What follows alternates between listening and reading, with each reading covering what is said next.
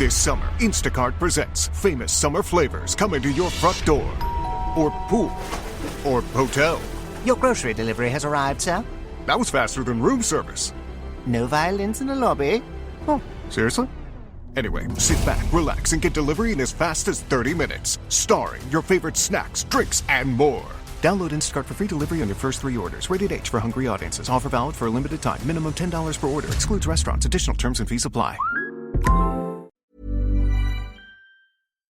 We acknowledge the traditional owners of country throughout Australia and recognise their continuing connection to land, waters and culture. We pay our respects to their elders past, present and emerging. Welcome to This Song Is Yours, a music podcast where we chat to a new guest each week, talk about their life and creative endeavours, and talk to them about some of the music they love. Our show works by chatting to our guests about music, their songwriting techniques, and occasionally getting them to make you a playlist of the songs they love. Welcome to episode 125. I'm your host, Simon Fink. Our guest today is Slumberjack. The electronic duo from Perth, Australia are releasing their debut record this week, entitled Dichotomy.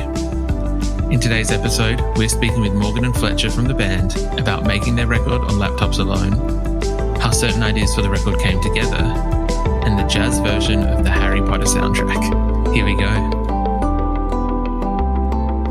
Our guests today are an electronic duo from Perth, Australia. Having graced the Aussie music scene for almost 10 years, the duo have worked with artists like What's So Not and Daniel Johns. They've released only EPs and singles up until now, and the group are releasing their first full-length record this Friday, entitled Dichotomy.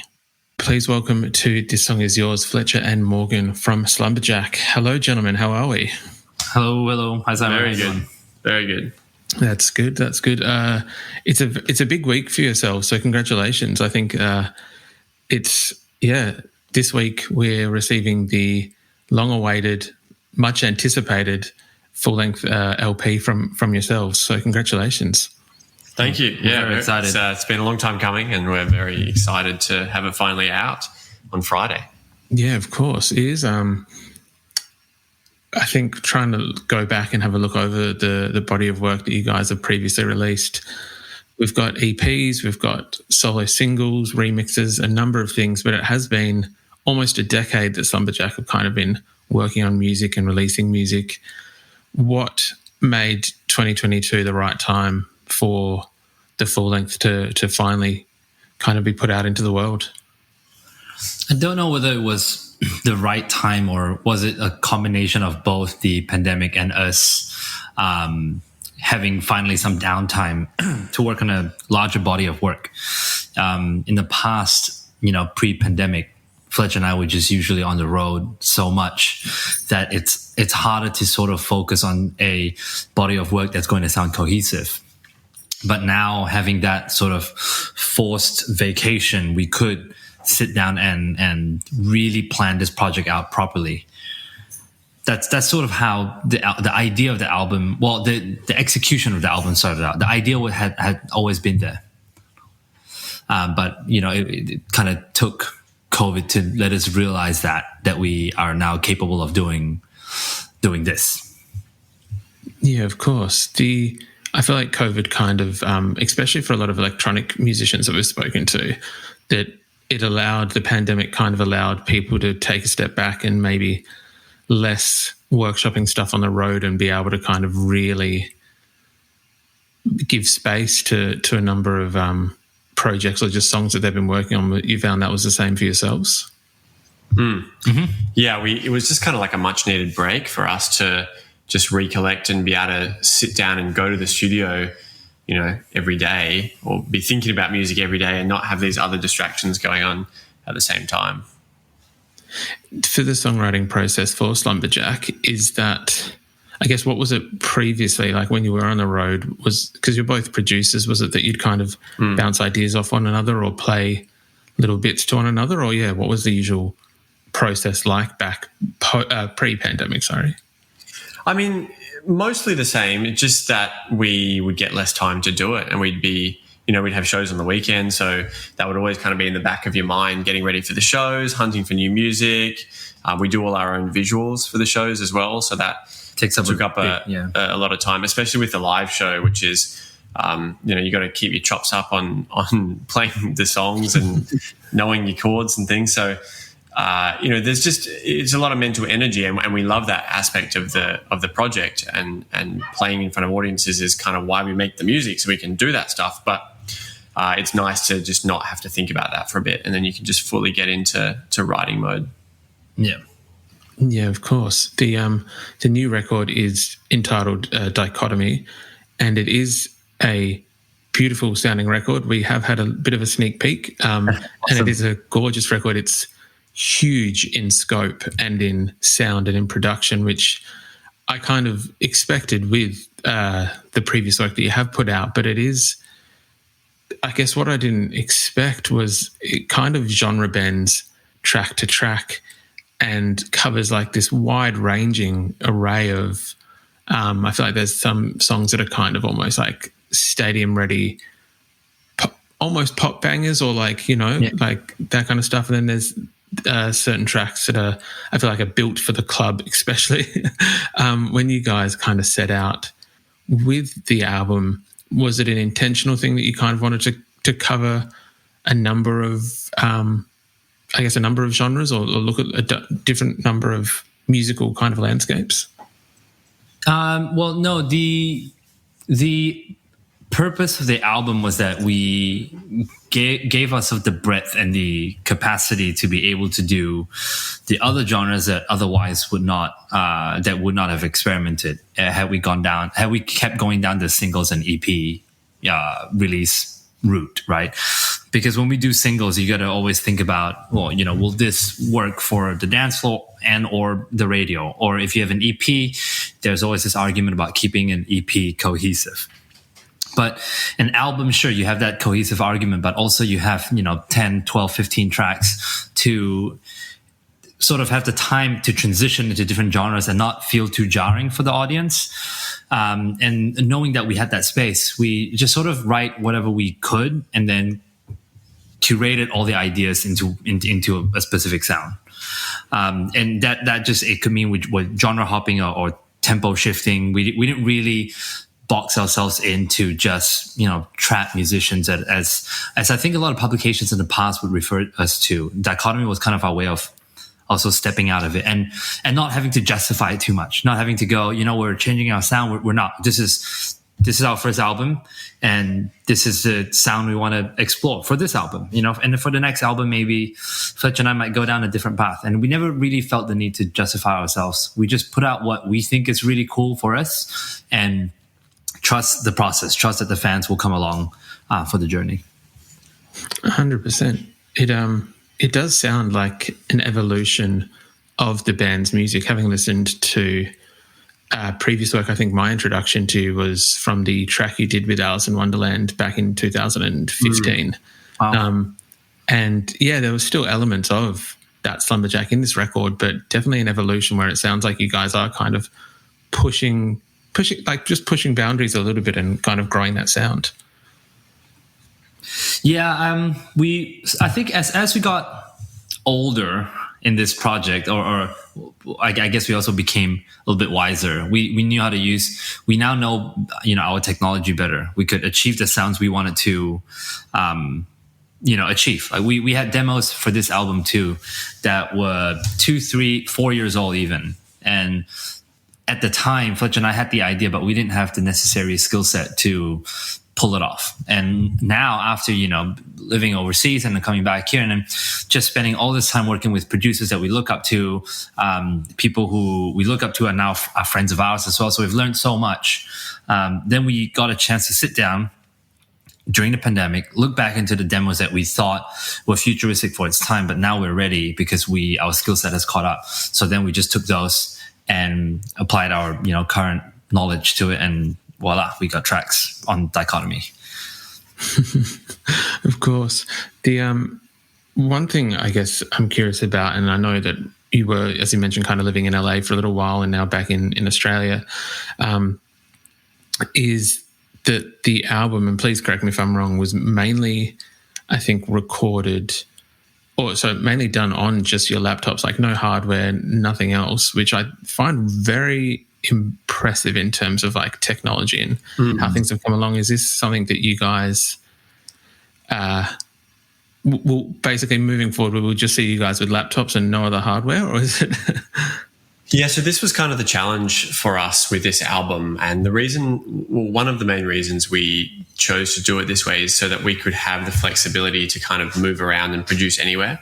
So we had a studio set up in Perth when we were writing most of the album, but it was important to us to be able to, work on the music at home, in the evening. I remember, a lot of the key riffs and ideas for the tracks came up not in that studio. It was when I was, just got out of the shower at home and had an idea. I want to run to my laptop and get it down. And it was important that I feel like I can open up my laptop and work and not feel like I'm missing out on anything. Like, I have to be at the studio because that's where all the whole setup is, or that's where all the speakers are. I just want to be able to open my laptop, plug my headphones in, and be comfortable and confident and know that this is the setup. This is everything I need, and I can do this anywhere.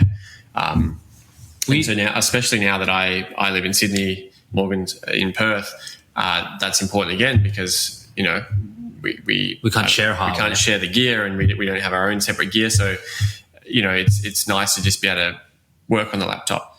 For a while there, when we were traveling a lot as well, it all comes down to simplicity and convenience and ease of translation.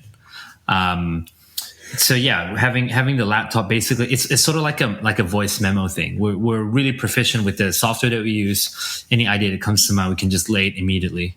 And also not having the excuse. I think that's quite important to think about, is that when we don't have a studio to go to, I think a lot of times we do hear musicians, use that as sort of like a procrastination or an excuse, but we don't anymore. And at this moment, we don't even have a shared studio space anymore. We just work remotely, except for now because I'm in Sydney. But just having the computer being the end all, that was always the goal. We have everything we need. Like, we have an orchestra in there, we got a rock band in there, we got a jazz band, we got everything. With that kind of working arrangement, I guess, do you guys find that ideas will turn into almost fully formed songs before you kind of realize? You'll write down an idea and then all of a sudden you'll send a demo to one another, or that it's a lot more formed than previously thought? We always have this problem where usually a song is a fully formed idea after the first day. Yeah. And then it takes 2 years to finish it. We'll write the idea and it'll be amazing. We'll be stoked on it, see you at the Grammys kind of thing. And then we spend 2 more years fiddling around with the most minute stuff, which is so important to make it sound like a polished, finished track. But in terms of the changes that get made, it's very minimal. Well, it's the way I look at it, it's also a summation of tiny minimal things, and then it's like a grain of sand. You put them all together, you got this beach, right? But we might do a session where we tweak this one thing, and you can walk out of the studio session thinking to yourself you've done nothing. You're like, oh, hang on a minute, does anybody care about that thing? But then you can continually do that, over the course of a week, 2 weeks, and eventually we work on songs that we've been tweaking for a year or two, and then it comes out. And then, because you're like the frog in boiling water, you go and listen to the first demo, and you realize why you did all that, and that becomes worth it. You realize, had you not gone through all those tiny little changes, those seemingly petty, irrelevant changes, and you have never arrived to, the masterpiece that you would have today. So we tend to remind ourselves of that. And then most of the time, like what Fletch said, we have our ideas on our first session, first or second session, and then the rest of the project is arranging which ideas to present itself when, and then also cutting back the fat, because there's 2 of us. We have the classic case of too many chefs in the kitchen. So we end up having to strip the fat away. And then, we've done this for nearly a decade now, and we still struggle with nostalgia. We still struggle with, like, oh no, that idea is cool, or, typical musician's ego, but it's good. Like Fletcher and I have this really good working relationship where eventually somehow we just balance each other. I could easily see it from his point of view and he could see it from mine. So yeah, we're very lucky to have that. How did the two of you actually, I guess, looking at origin stories, how did the two of you kind of meet and form Slumberjack, or how did that kind of come into place? So we both actually entered this DJ competition in Perth, Australia, and I won in 2011, I believe. Morgan won in 2012. And so after that, I sort of had to go and size him up, see who my successor was for this competition. The man that took the crown. We jumped in the studio, both pretty terrible at making music at that point. We made some kind of wacky drum and bass. Yeah, there was synergy. There was synergy. Fletch was making glitch hop. Yeah. And I was trying to write music, but I didn't know how to use the software that we're using Ableton now. So Fletch taught me most of Ableton. So like Fletch said, we met at that, like in the awards night, and then a couple months later we hung out in the studio. We never thought it was going to be a long-term project. We just thought, hey, you're doing a solo thing. We're doing, and each of us are doing this, solo-ish thing. Let's collaborate. It'll be a big Perth thing. It wasn't. But the idea that Slumberjack was born because the music we ended up writing was so different from the stuff that we were doing in solo, and also really chill. As it was more chill hip hop, like lo-fi hip hop, than it was trap or whatever genre people consider us today. Hence the word Slumberjack. Fletcher actually came out with it. He just came up, hey, we make really relaxing music. Let's just use the word slumber in it. And Slumberjack came about, and we kind of just went with it. And here we are, 7 years later. It does kind of strike me as like This season, Instacart has your back to school. As in, they've got your back to school lunch favorites like snack packs and fresh fruit. And they've got your back to school supplies like backpacks, binders, and pencils. And they've got your back when your kid casually tells you they have a huge school project due tomorrow. Let's face it, we were all that kid. So first, call your parents to say I'm sorry, and then download the Instacart app to get delivery in as fast as 30 minutes all school year long. Get a $0 delivery fee with your first 3 orders while supplies last. Minimum $10 an order. Additional terms apply. It took a lifetime to find the person you want to marry. Finding the perfect engagement ring is a lot easier. At BlueNile.com, you can find or design the ring you've always dreamed of, with help from Blue Nile's jewelry experts, who are on hand 24/7 to answer questions, and the ease and convenience of shopping online. For a limited time, get $50 off your purchase of $500 or more with code LISTEN at BlueNile.com. That's $50 off with code LISTEN at BlueNile.com. beautiful mix. I think in my research, I might have got this wrong, so please correct me. There was one person who was more musical theory kind of. Morgan. Me. And then Fletcher was a technical. I remember our first session, he came in with his laptop, whipped out Ableton, and then connected to my speakers, and we were writing music. And I was over at the piano on a score sheet writing chords. And he's like, "What are you doing?" I was like, "I'm writing." He's like, "What do you mean? It fades this way." I was like, "No, you need this. Then we can translate to that." So the synergy was really like integral early on within Slumberjack. It was like we were always bringing different skill set to the project. So I think that worked really well. There wasn't a lot of I wasn't telling Fletch what kicks to use. I wasn't telling him this reverb was better, because that's his domain. And then songwriting was my domain. But over the years now we have completely evened out. So the beauty about that is that we both trust each other's judgment. Like whatever chords Fletcher writes now, I know that is influenced by, being, hanging out with me. And then the production techniques I've learned is influenced by hanging out with Fletch. So that's a lot of healthy trust going on there, that we don't have to always look over each other's shoulders anymore. And yeah, it was really, really helpful doing that. That's very cool. I think that's well, like any good partnership, that's kind of how it should work. But I'm glad to hear, obviously, that it kind of does have that natural flow of mutual trust between the two of you. With going back to Dichotomy, I know it's kind of always a bit of a silly question to ask the parents, you know, who the favourite kid is. But at the moment, as of today, do you both have like a favourite track or one that kind of stands out as a high point? We both agree on this one, I think. Of our 12 children on the album. Starts with A. Yeah, so the track is Arc Second. Arc Second is our favourite. It's our favourite track.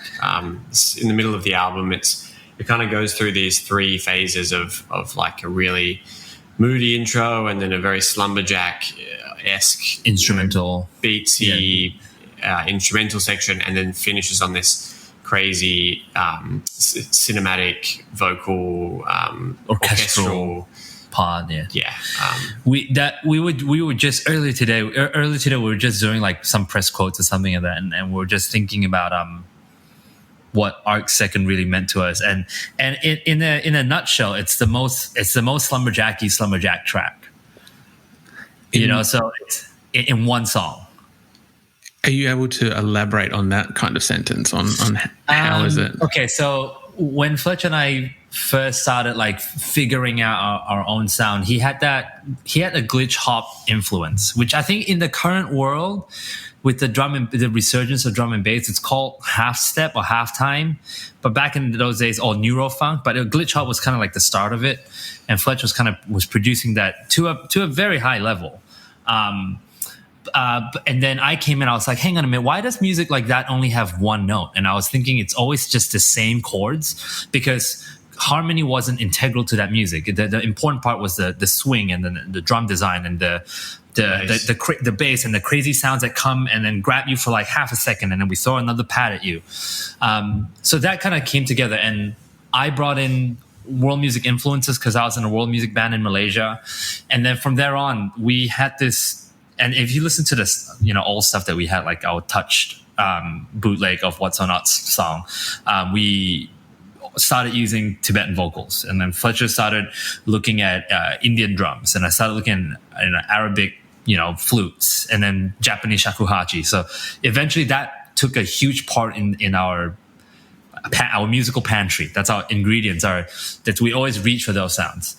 And we never really dared pepper a whole song with it because, like we said early on, we had that limitation of EP and singles. We didn't want to go to experimental. But come to this album, we had a free range. We have one track that we can go crazy. We have 4 minutes. We can do whatever we want.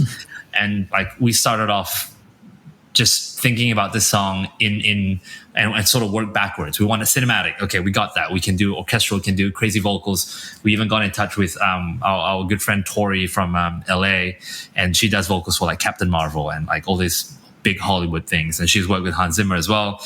And Fletcher went nuts on the drums, went crazy on the Indian violin sampling. He even used like Sufi vocals on it. We started with Hans Zimmer, foghorns and ethereal starts, just everything in one. And then it took a long time for us to polish it into something that is cohesive and palatable. It took, because it was so nuts, right? It's like making a new dish.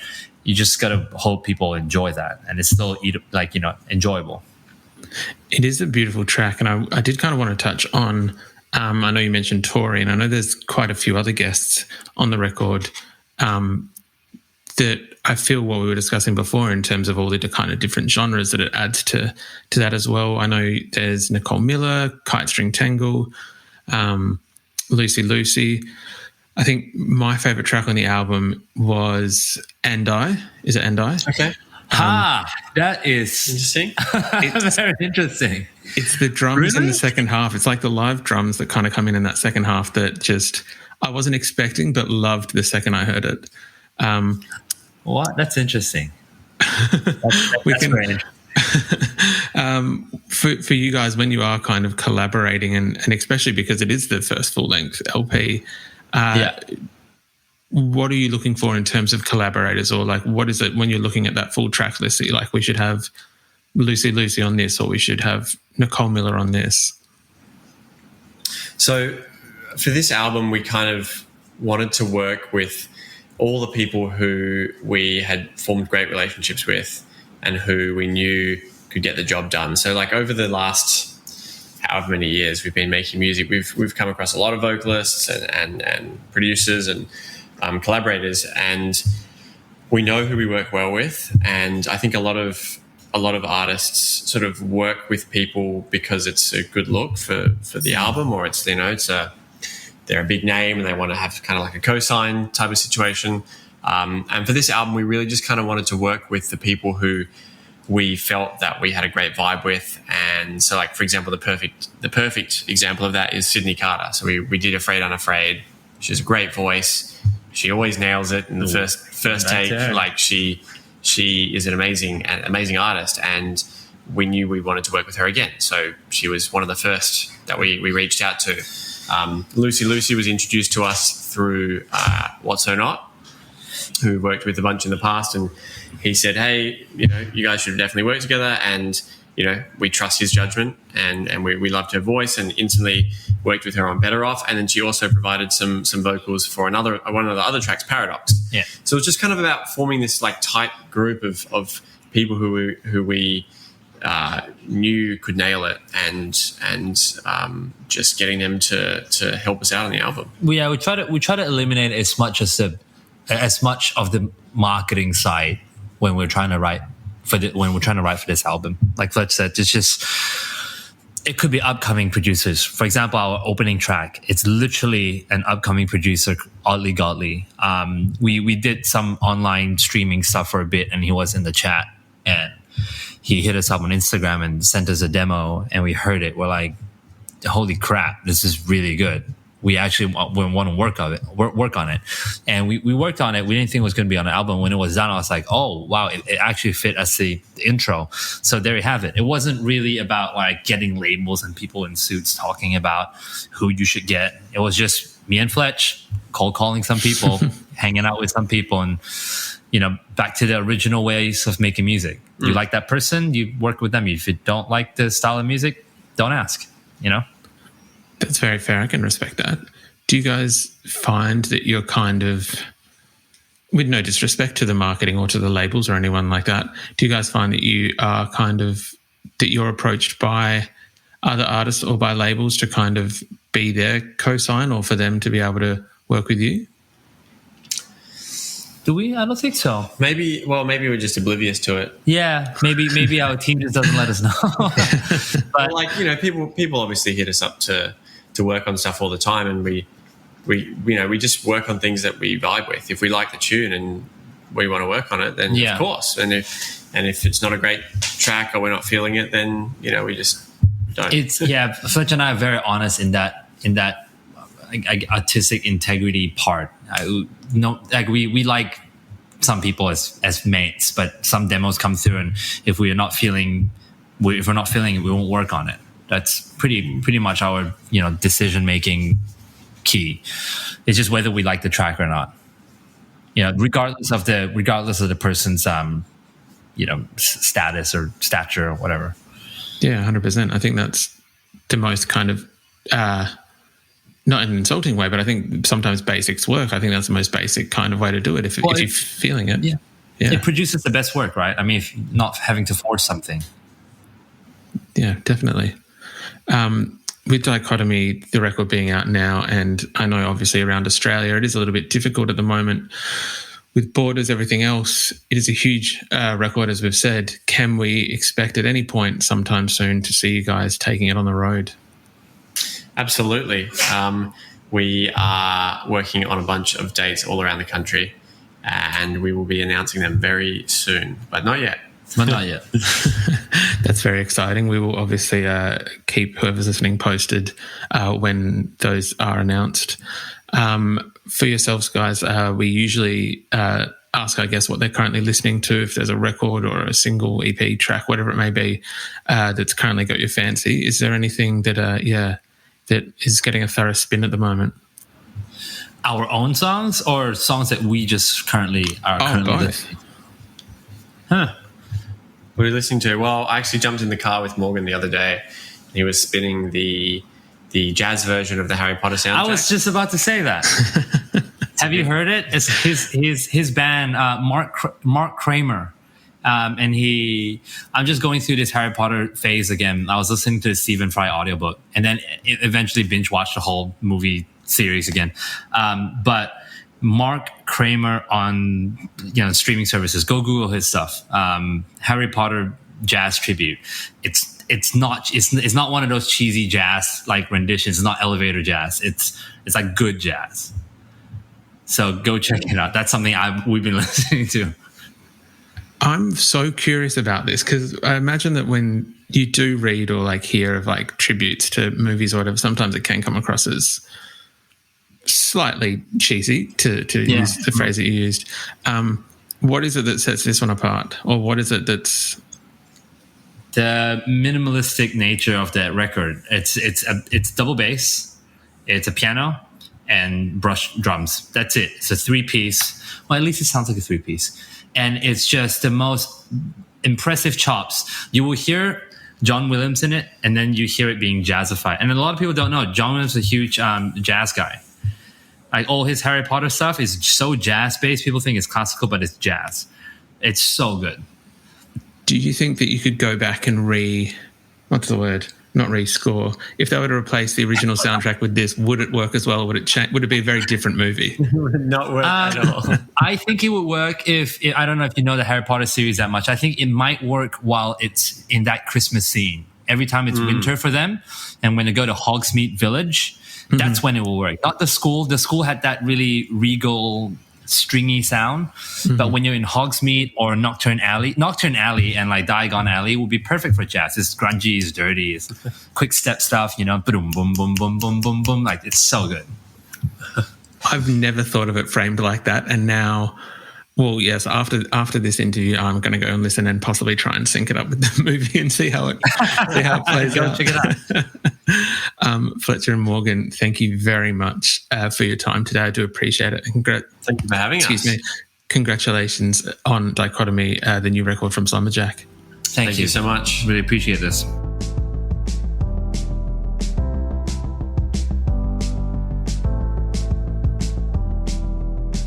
And that's our show.